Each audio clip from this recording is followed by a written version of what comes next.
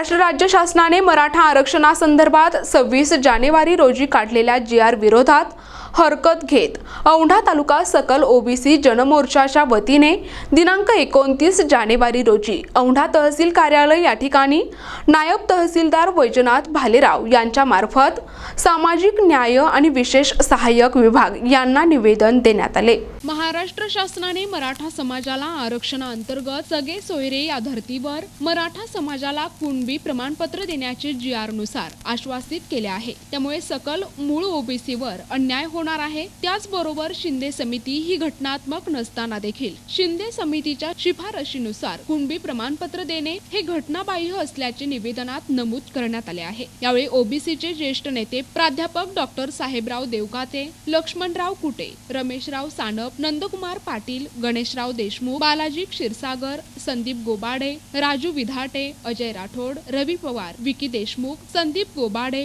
किरण देशमुख, नामदेव देवकर, विकास देशमुख, शामराव पोले, देविदास गीते, संजय कुटे, श्रीकांत स्वामी, रामेश्वर देवकुळे, दिलीप मुदनर, शामराव पोलीस, संजय कुटे, पांडुरंग कुठे, राहुल कायमावार, शिवाजी कदम, शिवकुमार दराडे, सुरेश राठोड, गजानन देवकते, विष्णुकांत दराडे, ज्ञानदेव दराडे, शुभम दराडे, पुंडलिक राठोड, बालाजी नागरे, विश्वास कुठे, हनुमंतराव पोले, रुस्तुम राव आदींसह तालुक्यातील ओबीसी समाज मोठ्या संख्येने उपस्थित होता।